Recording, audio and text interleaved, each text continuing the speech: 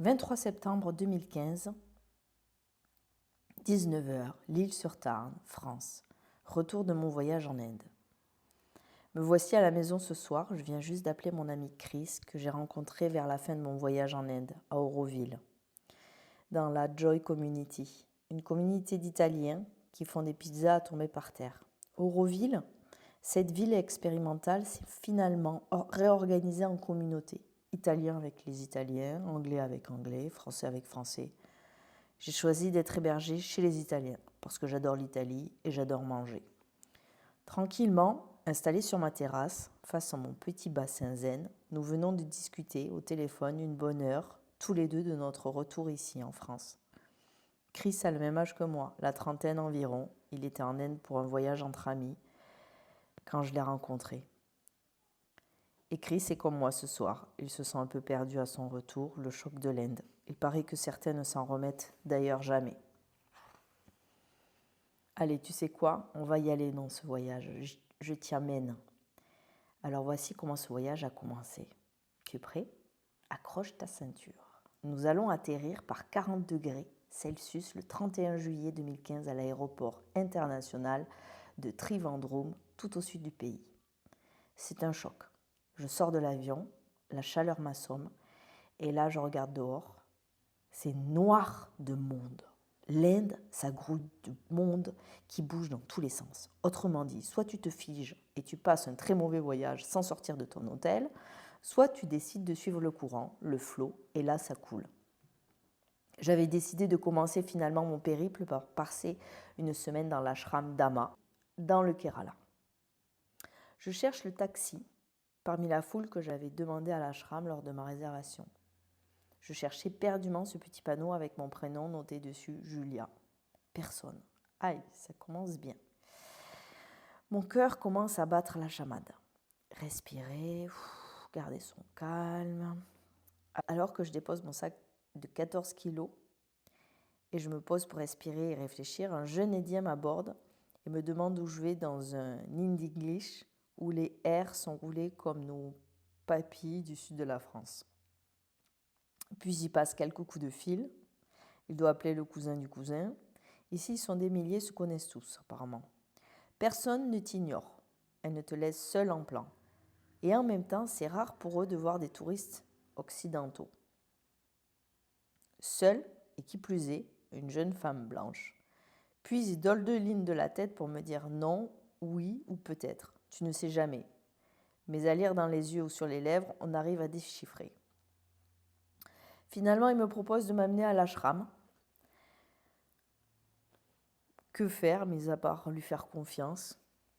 Ici, je dois te raconter un petit peu la préparation de mon expédition, car j'ai une façon assez singulière de partir explorer le monde.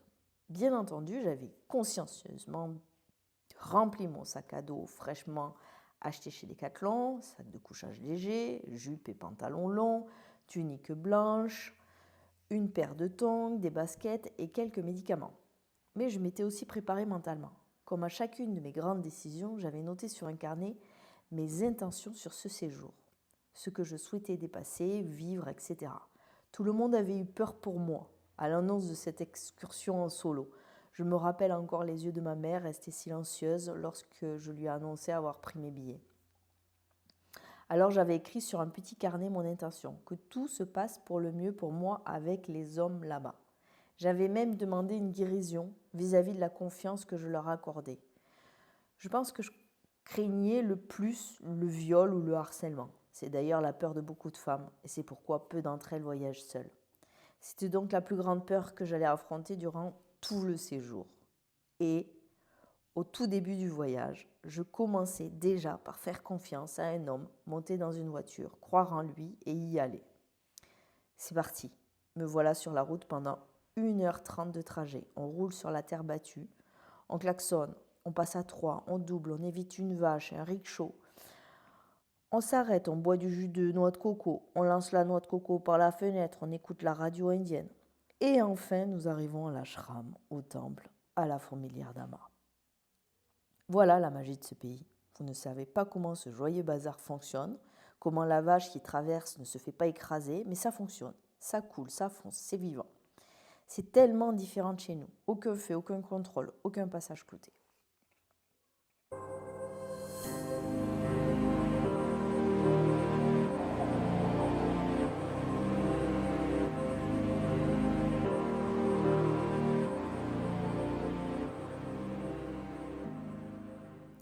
La clé numéro 2, fais face à tes peurs. Si tu as un projet ou bien l'envie de bouger, de transformer ce que tu vis actuellement, prends de nouveau ce petit carnet, intitulé peut-être « Je change de vie moi aussi » ou bien « Mon projet ». Puis, liste tes peurs concernant tes envies rêvées. De quoi as-tu peur finalement? Tu l'as vu dans ce périple, ma plus grande peur était celle d'être agressée. Et je l'ai pourtant affrontée en voyageant seule. Cette peur, je l'ai regardée pour me préparer à la dépasser. J'ai pu y faire face pour qu'elle arrête de me bloquer et j'ai pu réaliser une merveilleuse expédition initiatique. Généralement, on se trouve tout un tas d'excuses pour ne pas vivre ce que l'on désire. Je ne peux pas, je n'ai pas assez d'argent, j'ai des enfants, je n'ai pas le temps. Essaie d'aller au-delà de cela et de t'approcher au plus près de ce qui aujourd'hui te bloque concernant ton projet et ton rêve. Nous verrons ensuite, dans les prochaines clés, quoi faire, que faire face à ces peurs. La première clé est de les regarder, de les lister et d'en prendre conscience.